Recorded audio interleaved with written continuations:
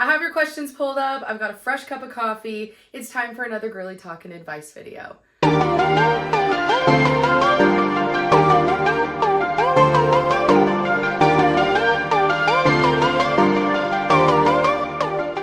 I love doing these videos with you guys. I just feel like it gives me such a cool opportunity to share more of myself with you than I get to on other platforms. And especially in this type of like Q&A, just sit and chat kind of video, I just feel like I can give you so much more of me. And that's something that I always strive and love to do. And so I reached out to you guys on Instagram stories and you guys had a bunch of questions. And I'm just so excited to be doing one of these. It's been a while and I so enjoy them and you guys do too. I think I'm going to make this available on the podcast too. So shout out to our podcast family. If you're not listening to mine and my husband's podcast, it's Across the Couch with Kyle and Nicole on Spotify and Apple Podcasts. Please make sure you go over there and give us a follow and take a listen. If you've ever wondered anything about my marriage with Kyle, what we're like together, that podcast will answer all of your questions and more. We have such a fun time doing it together. And so I think for our podcast family, I think I am going to make this available as like a little solo episode so that you guys can listen to it on the go as well as on YouTube. So without further ado, I've got your questions pulled up. I've got a fresh cup of coffee. Let's get right into it. The first one, underwear or no underwear when working out? For me, I am an underwear girly. Okay, to each their own, different strokes for different folks, but I am an underwear girly. I just simply don't feel comfortable being in leggings, especially because a lot of you guys know that I work out on a bike, and sitting on a stationary bike seat, any bike seat for that matter, is already a chafing situation waiting to happen.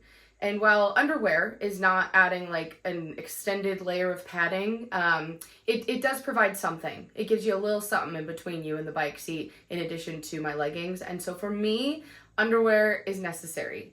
That being said, you don't want to suffocate your downstairs area, okay? For health reasons, you don't want to do that.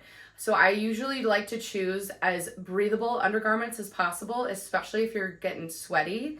But in life, I'm also an underwear girl. I don't know. I just like think in regular clothes, underwear. It's like I said, different strokes for different folks, okay? You should just do whatever makes you feel the most comfortable and the most confident. And for me, that is underwear. But I respect everybody's decision, okay? How do you feel about giving up alcohol, especially tequila, during pregnancy? Not a problem. I realize a large part of my content on the internet revolves around alcohol. I feel like actually those are the videos that go viral that people actually see. So if you go to my page, I only do Tequila Tuesdays. Sometimes on the weekend I make one more drink, but truthfully, if I'm being honest, and those of you who watch my YouTube channel regularly, I have talked about this before, I don't drink the drinks that I make. And that might sound really wasteful, and I don't think it's lying because I do take the tequila shot on Tuesdays. But outside of that, I don't drink the drinks that I make because my husband, Kyle, does not drink, and I don't drink at home by myself that often outside of a glass of wine. I love wine. Big wine girl. It's like odd that I became a tequila person on the internet because I'm definitely a wine girly. But I honestly, I don't have a problem giving it up because it's not that big of a part of my life to begin with. Coffee, on the other hand, I don't think we have to give up coffee during pregnancy. I'm not pregnant yet, for those that may be confused. I am hoping to start a family with my husband this year, as a lot of you guys know. And so, I have to factor in new life decisions based off of my body will be a home to another being's body, and you want to make that the best place possible. And so for me, it's a no-brainer giving up alcohol. Obviously it's something medically that is recommended. You should not have alcohol while you're pregnant. But is it a problem for me? Will I suffer because of it? Absolutely not. No, it's not that big of a part of my life. The wine on Wine Wednesdays, I don't drink the full glass. I just don't. Because to be honest, it makes me really tired the next day. And I like to get up early. I like to get my workout in. And I just feel like it makes me just wiped the next day. So I honestly don't drink usually during the week outside of the one shot on Tequila Tuesdays.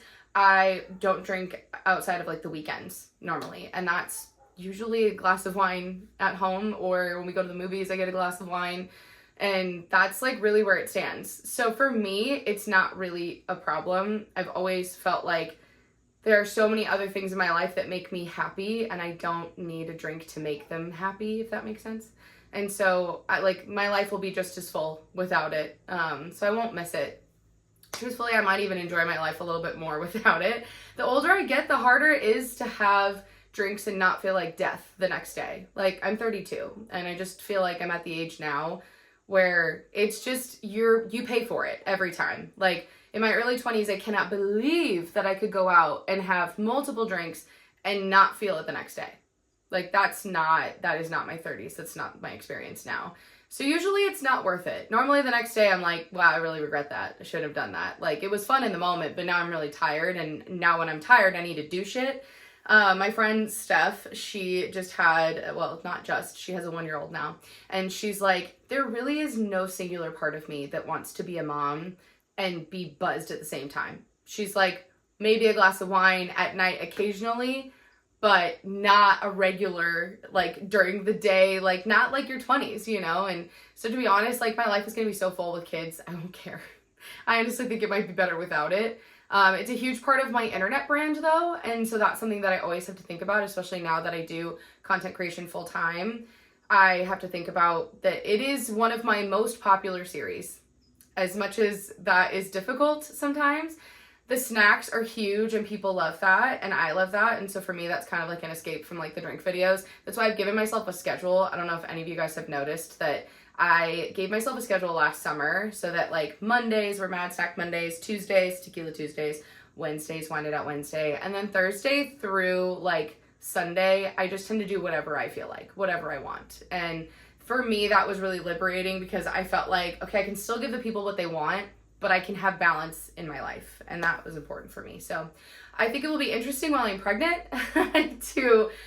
to figure out like new content. I hope that people receive me still as well. That's something that I was just talking with a friend yesterday about, that I hope that people don't miss those videos, because I like obviously I'm not going to provide them for an extended period of time. And I hope that people still enjoy me and my content, even if I'm not making drinks. So it'll be a good test of that. So I don't have a problem with giving it up myself, but having it be a large part of my brand online is, of course, like it's a part of my life, but like the internet's just gonna have to suck it up, you know, because I'm gonna be fostering life. And that's going to be more important. Sorry, that was a really long-winded answer. I really touched on a lot of things there. Where did you get your workout rings? I love all of the colors you have. I wore one today, especially because of this question. So once upon a time, while I was in nursing school, one of my teachers, she told us, don't ever wear your wedding ring to work, because her ring came off. Like when you're wearing latex gloves in a room for an extended period of time, your hands get sweaty, super sweaty. And so when you go to take them off, it's really easy for things to come off, like if they're rings on your finger. And so she lost her ring in a glove, and now it's in some like biohazard landfill, I'm sure. And she's like, ladies, don't ever wear your ring to work. And so I made it a point the moment I started working, because Kyle proposed to me maybe like 3 or 4 months after I started my first job. And so I wanted to wear a ring, but I knew I wasn't going to wear my ring. And so I went online. There's some really like bougie ones, or like brands that are considered bougier. There's one called Qualo, Qalo. I really like them, but they're like $30 a piece. And I bought one in the beginning because I thought, okay, well, I want it to be sturdy because of all the hand sanitizer that I use as a nurse, or used, I guess, now that I'm on my hiatus, but, and all the hand sanitizer and washing my hands and all that, like I want to make sure that it stands up. And so I got a Qualo ring. It was like $30 and it was great. Was it sturdy? Yeah. But when it came time that I thought like, oh, I'd like to have another one, because they do kind of stretch out. The silicone ones definitely stretch out over time. And so it started to get kind of loose and it was like sliding around and stuff. And I was like, I should get a new one. But I didn't want to spend another $30 on one. I was like, that seems like so much money for a piece of rubber. And so I went on the Zon and I searched silicone rings. And truthfully, this came in a variety pack of like, I don't know, 10 different colors. And they got a bunch of different like designs and stuff. Like this one has, I don't know if you can see, it's kind of like textured. It's like braided kind of, which I like. But they have ones that look like little ropes, like little braids. It's kind of cool. And a bunch of different colors. I got this in a pack of 10 and I want to say it was maybe like $7. And these are just as good as my Qualo rings. So truthfully, don't buy expensive ones because it's not necessary. There are lots of affordable options on Amazon. I can link mine maybe if I can still find it. I bought these such a long time ago and it came in such a big pack. I haven't needed to repurchase any in a while. But even outside of the hospital, sometimes I just don't feel like wearing actual jewelry. Like when I'm chilling at home and I'm cozy, like I just don't feel like wearing actual jewelry. And so I like wearing these also to the gym. I never wear my actual wedding ring to the gym. I know a lot of women actually take their ring off when they, or don't take their ring off, sorry, is what I'm trying to say. They don't ever take it off. Like they shower with it on, they do dishes with it on. I have never been that person. Like I've always taken it off every single night and put it on every single morning. And I've never worn it to the gym. I've never worn it to the hospital. And so I just am like somebody that doesn't, I love my ring. It's absolutely stunning, but I don't want to mess it up. Like I don't want to ruin it by taking it into environments where it's going to get like gross, you know, especially the hospital. That was like, aside from even losing it, I was like, you can't sanitize your ring in the way that you can sanitize these. And so I was like, for me, that was like a no-brainer always. But the Zon, it's the best place. I love the Zon. You know, it's kind of a shame because I feel like it's going to take over like big stores. Like, you know, I feel like Kohl's and all those, like, even, you know, like Walmart and Target I think will stand, but there's so many stores I think are closing because of the Zon. That being said, I will continue to purchase my things from it because it gets to your door in like less than 24 hours. What else do you want? This next one, improving self-confidence as a new grad in the NICU.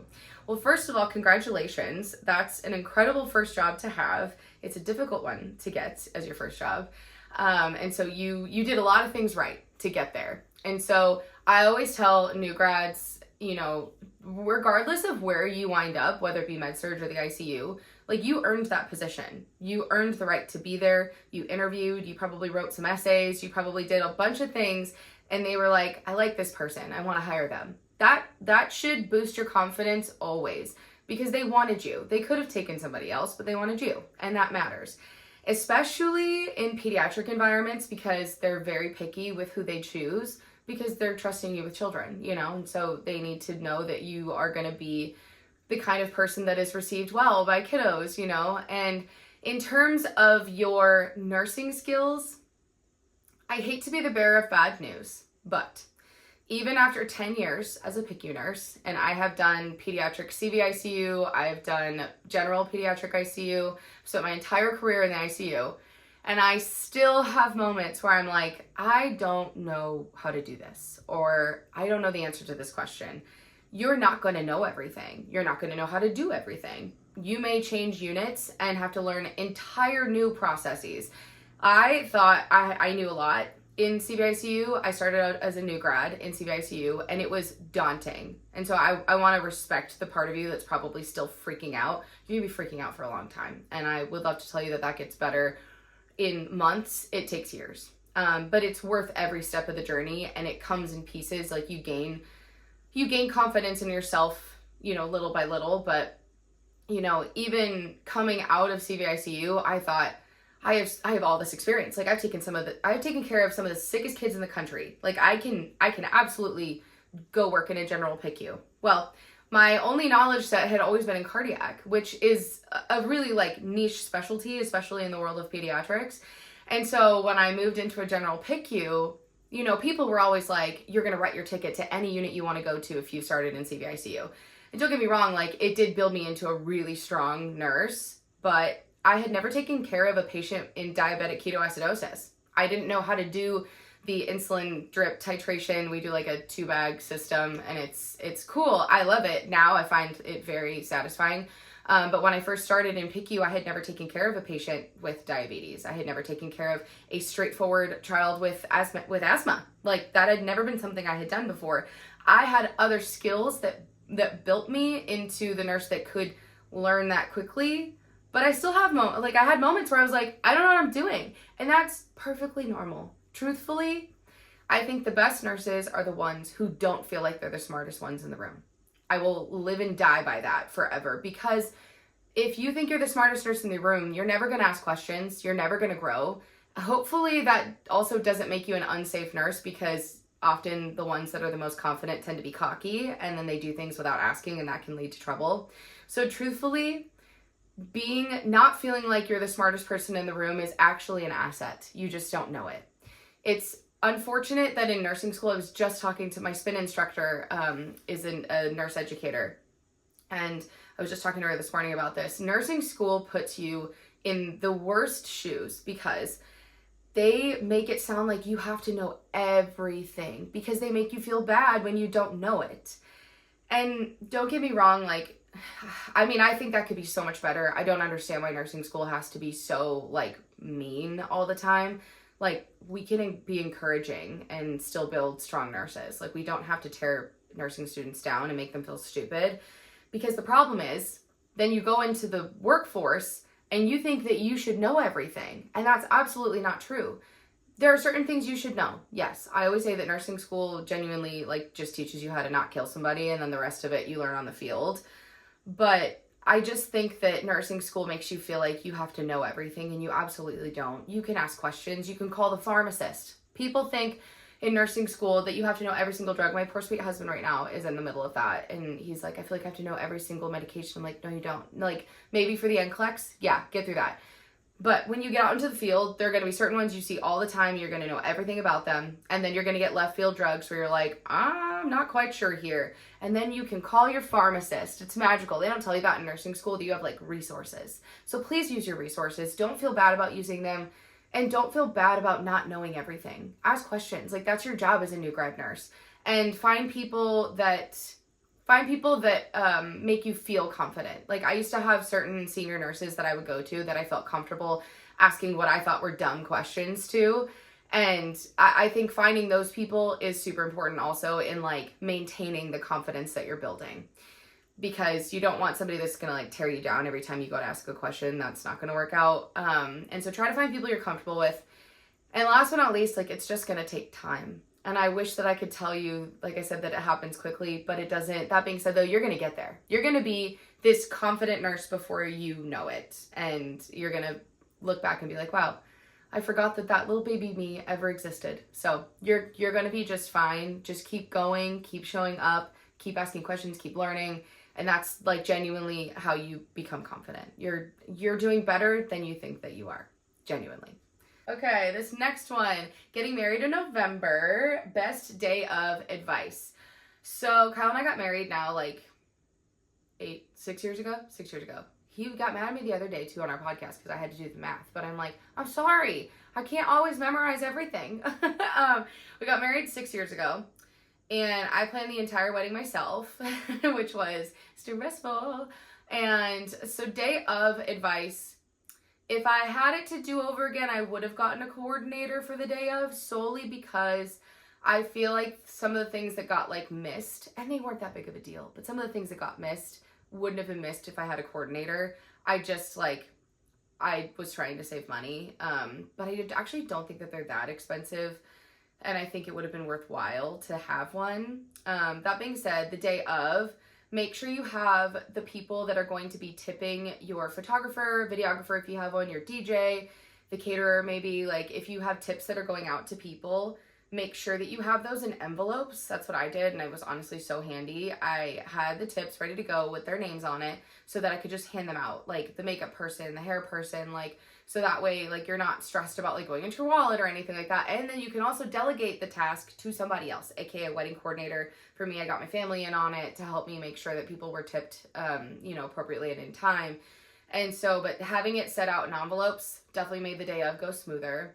Outside of that, my biggest advice on the day of is to just genuinely focus on the two of you.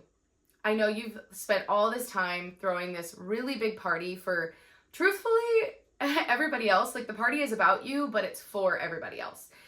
And so it's hard because you're going to spend such a small amount of time with every single person that's there, but always try to, like, focus on the fact that, like, those people are there for you because the day is about you. And so you guys should enjoy the day together. You know, I remember after the ceremony and during the reception, after, like, we did toasts and stuff like that, and people, you know, started dancing and whatnot, we went away on our own, just, like, walked away and kind of, like, enjoyed the reception from afar and just had, like, a moment to the two of us, and that was really sweet.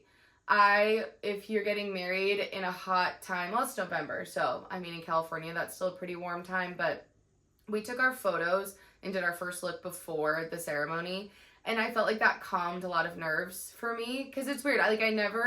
There's not a single part of me that questioned whether or not Kyle was the right person, but like, I don't know, you're like standing in front of all these people and saying vows, like that's nerve-wracking, and it's like one of the biggest days of your life, and just knowing that adds this like level of like weight to it.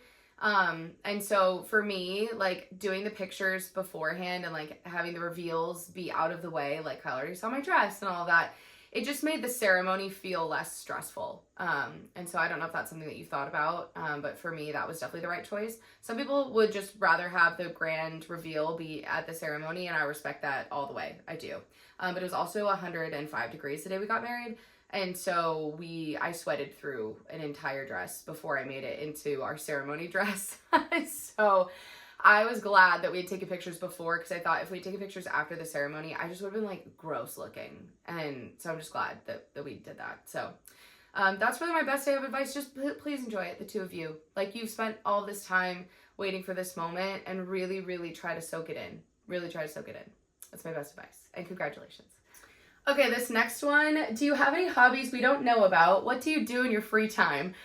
Well, so now content creation is my full-time job, which is crazy, but that is my full-time job now. So I work a lot. That's the bizarre part about content creation that nobody talks about, is genuinely you could work all the time if you wanted to. It never leaves you. The internet is always there. There's always videos to make. There's always trends to do. There's always editing to do, emails to answer. And so I really am trying desperately. I'm new to the full-time content creation life, and so I'm trying desperately to make sure that I have free time because I love creating content. I wouldn't do this if I didn't enjoy it, and I honestly feel so lucky that you guys give me the privilege of getting to do it.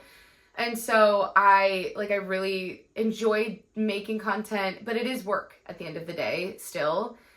And so I'm really trying to make sure that my free time is not entirely consumed still by social media, because you do have to do a certain amount of consuming of social media in order to know like what's trending and, you know, what people are enjoying, like what's doing well on the platform. So you do have to do a certain amount of consuming to know what those things are. And so I really try to consume in my free time, but I also am really trying to put TikTok and Instagram, YouTube, all of it down at a certain point of the day. I'm not the best at it, but I'm getting better. And so I would say I'm like the average person. I scroll on my phone in my free time. I suppose that is kind of work, but it's also enjoyable for me because I love seeing the content that like my content creator friends are making, and I love the For You page, you know, it always gives me some good cat videos. I love that. But outside of that, in my free time, I like to read. I love to read. And so this is what I'm reading right now, Bridgerton. I love a good TV show to binge watch too. Like, it's rare that I find a TV show I'm obsessed with, but I was obsessed with Bridgerton. I'm devastated that I've watched every episode. Like, I may go back and watch it again. I already watched season 1 again, so I may go back and watch season 2 and 3 again, and maybe Queen Charlotte again, because I just feel like I want more. And so that's also my desperate attempt with this being my book of choice right now, is I want more Bridgerton. And so I'm reading this series right now. So far it's really good. I love an easy read. I feel like I love to sit down in the sun or like on the couch, just like with a cup of coffee, and just like enjoy losing my brain in somebody else's world. I love that. It genuinely brings me so much joy. I love to hang out with my friends. That's no secret to those of you who have followed me for a long time. I do Girls' Day every Monday with my girlfriends, Meg and Steph, and that is super fun. I look forward to it. And I also spend a lot of time with my husband's softball team. So I attend my husband's softball games for fun. We love to go to the movies. If you are a podcast listener, you know we love the movies. We like to do a lot of movie reviews on the podcast. And we met at a movie theater. And so for us, I think it's always going to feel, even though the movie theater we go to now is not the one that we met at, but like, it always feels like home. Like, the movies is like such a safe space to both of us. And so Kyle and I just like really enjoy going to the movies. So that's something we try to do a lot. I look forward, Kyle and I actually love to take little day trips. We have not in a really long time though, because Kyle's been in school and now he's studying for the NCLEX for his nursing license test. And so I look forward to when Kyle is done with his license test that we can like go do some day trips. I live in the Bay Area in California, and it's like home to some of the most beautiful places and funnest places to visit that are not that far away. And so I hope that we can go get some like day trips in and just go explore. I love hanging out with Kyle. Like, Kyle's my best friend. He is the love of my life and also my best friend. And so we just have fun doing anything together. We love building Legos. That's our newest obsession. If you're a podcast listener, you also know this. We just recently got into Legos, and it's all Karina, who's Kyle's, like, I call her Kyle's nursing school wife. They were like buds in nursing school, and she gifted Kyle was Batman. She gifted him the Bat Cycle in Lego format for his grad party because she got into Legos as, I think, like a stress coping mechanism. Like, when you get out of nursing school, it's really hard to adjust to regular life because you just feel like you should be doing something all the time. And so she started getting into Legos, and then she got us into Legos. So Karina, this is all your fault if you're listening. But we love you for it. But we are very much into Legos right now. We do what we call Lego Sundays, which are really fun, where we get a new Lego set, and we try to every Sunday, but it's really expensive. It's the most expensive hobby I've ever had, is building Legos. Because there's like we just built Dumbledore's office. It's like $63, and that was like one of the cheaper ones. And so we're trying to choose Lego sets though that mean something to us, because if not, then like what's the point?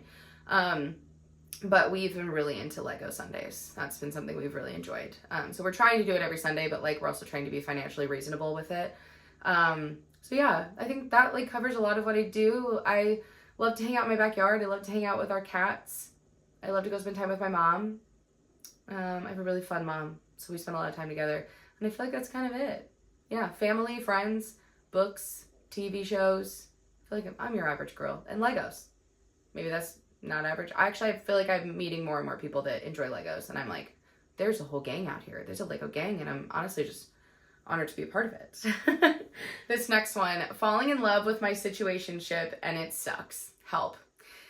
So I have been with Kyle for the last 14 years, since I was 18. So it's been a really long time since I've dated anybody or like been in a situationship.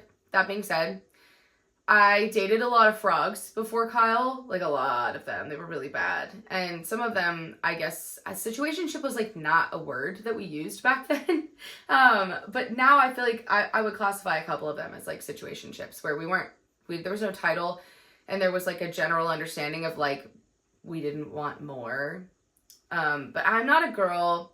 There's one thing I know about myself. It's that I was never a girl who could not have feelings. Like, if they were there was nothing I could do about it. Like, I could not force them down, could not force them out. Like, it was just going to be a part of it. And so as soon as I would start to feel that, if I knew that they didn't want more, then it would be time for me to leave. And truthfully, that's my best advice, because regardless of how much you like or love this person, if they don't want to be with you in a committed kind of way, and you do, that's not fair to you, and it's not respecting you. And at that point, like, your situationship has like run its course, and I think you have two choices. You either continue it and hurt yourself even more by falling deeper and deeper in love as you spend more time with this person, knowing that they don't want anything, and just wind up hurting yourself, or you leave and you find somebody who you could enjoy just as much, if not more. Like, you don't know what else is out there until you go look. And never settle. Genuinely, never settle. Never. Because if you had told me that men like Kyle existed, I just wouldn't believe you. I got really lucky that I met him as young as I did, but like, that man loves every inch of me, and I know it. And you deserve that kind of love. You deserve to have it all reciprocated back to you. And so if you're not getting that, then go find somebody else, because I guarantee you there is somebody out there who you will love just as much, if not more, and who will love you back, and who will want to commit to you. You just deserve so much more. And I think that's where your thoughts and feelings should be at. Love yourself instead. Love yourself enough to get out of a situationship and go find somebody that wants to be committed to you. That's my best advice. I feel like I'm the only one putting the effort into an important friendship of mine. That is so hard. Friendships can sometimes be more painful when they're not going well and more just complicated than any romantic relationship is. I think your friends are people that, I think when relationships end, it's very finite, but when friendships, like when you have a friendship that's on the rocks, you're way more likely to continue to just try to like stick it out than you are to walk away, because it hurts to walk away from a friend. Genuinely, I feel like it's worse than walking away from like a boyfriend or girlfriend. But that being said, you deserve a friend who is there for you. I genuinely stick by the phrase, people come into your life for a reason or a season sometimes, and not all of them stay forever. It's actually incredibly unusual to have a friend that lasts in your life. I think they say statistically, if you have a friendship that lasts for longer than like 10 years, that's unusual. Because you change, your life changes, like your priorities change. And it's possible that your friend's priorities are different. And maybe yours will remain in the same place. But that being said, a friend is always supposed to be somebody who adds to your life. And I've always told myself that when evaluating friendships and whether or not they've run their course, because they can. And I've had many friendships end because they just ran their course. But you just deserve to have somebody who adds to your life. And if you feel like you're busting your ass to support them and you're not getting anything back, it's okay to pull back. I guarantee you there are other, just as in like relationships, like there's plenty of fish in the sea. There's plenty of friends that you can make in the sea who will give you more. It's also okay to communicate too if you have not yet. You should always try to salvage the friendship before you call it good. And just say, like, just explain that you're not feeling supported, and explain that you feel like you're putting all this effort in and you're making the plans and you would like them to do the same, because sometimes people get so caught up in their lives that they just don't even notice. And that sucks, because this is somebody that's supposed to be your friend and you're like, I don't understand why they don't see that I'm the one putting the effort in. They may just not see. And so I think it's always really important to give people the opportunity to fix things before you decide that it's not for you anymore. So I would first communicate it 100%. Just be honest. If they're your friend, if they're genuinely your friend, you should be able to communicate honestly with them and have them receive it well. And have them try to fix things. If they want to keep the friendship, if they want to keep you in their life bad enough, which it sounds like you're a supportive friend, I don't know why they wouldn't want you in their life, then they're going to do the work to keep you in it. And if they don't, then that's on them. That's their loss at the end of the day, but don't continue to pour out of your cup when they're not filling it back up. Does that make sense? Like you just deserve to have somebody who adds to your life and doesn't just take away from it, no matter how much we love people, if it's effort, then it's effort, and so that's my best advice. Communicate, but also always keep in mind that you deserve an equal friendship. You deserve to have somebody who makes your life better and more wonderful. And that's like where I've always tried to keep my priorities. But friendships are hard, so I'm sorry that you're going through that. But just know you deserve to be supported. Okay, we're going to do one more question, and then maybe I'll save some for another episode, because I have more, but I feel like this is already really long. So I'm going to do one last question, but please let me know if I should do more of these episodes. Like, I'm super happy to do that. I can also release them on the podcast more often, too, for our podcast family, so just let me know. But this last one is relationship advice with how to communicate trauma and triggers. This is so important. Kyle and I just did a marriage Q&A episode on the podcast, which is now live. And we talked about how communication is genuinely what makes or breaks a relationship. Relationships cannot survive if the other person doesn't know what you need, doesn't know what you want, doesn't understand you. Like that matters. And it makes it so that you either have a healthy, thriving relationship or you don't.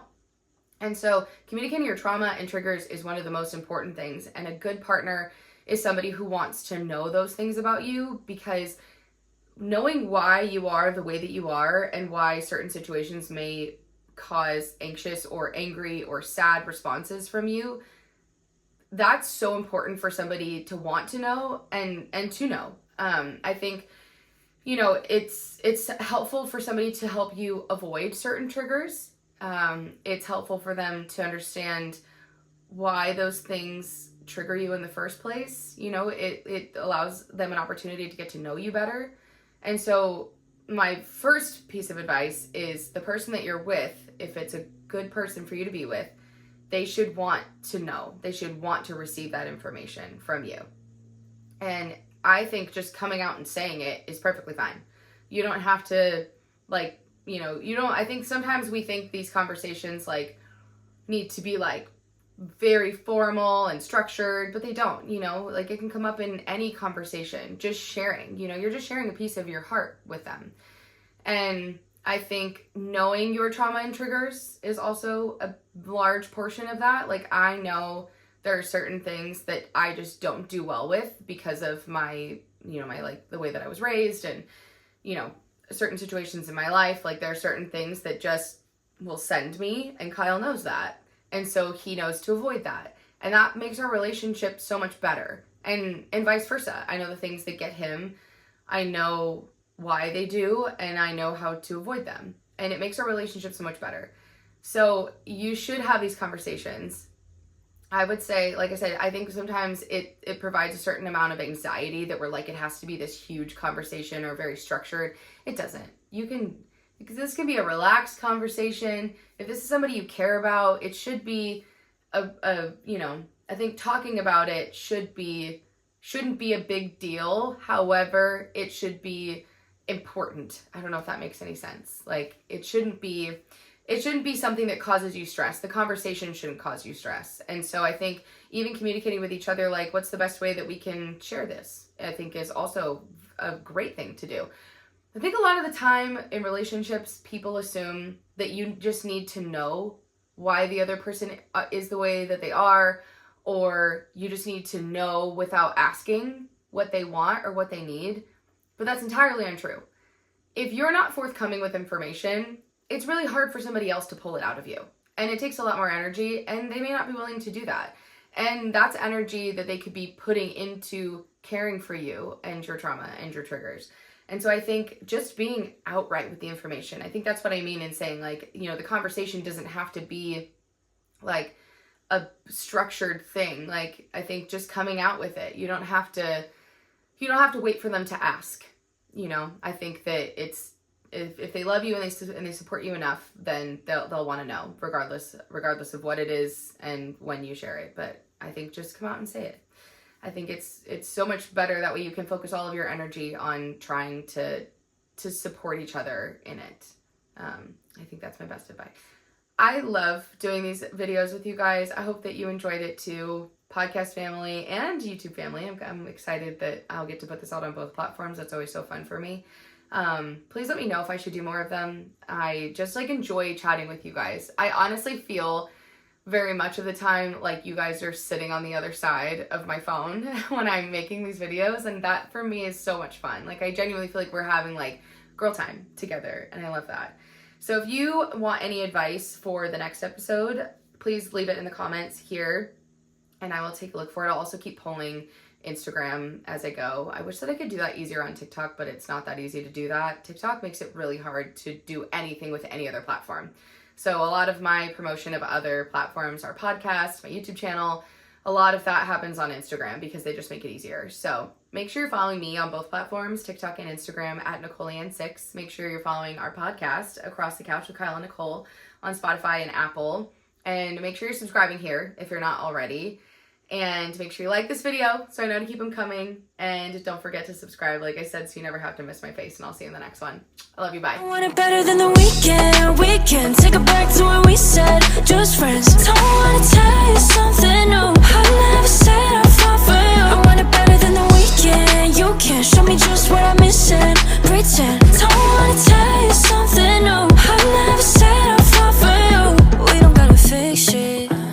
Nothing that I'm missing. I don't know if we went wrong. Shouldn't have to take this long. Wasting my days away, wishing we fall through. And I told you I want it better than the weekend. We can take it back to when we said just friends. Don't wanna tell you something new. I never said I fought for you. I want it better than the weekend. You can show me just what I'm missing. Pretend. Don't wanna tell you something new. I never said I fought for you. I'm always back and I'm forth. Should've stayed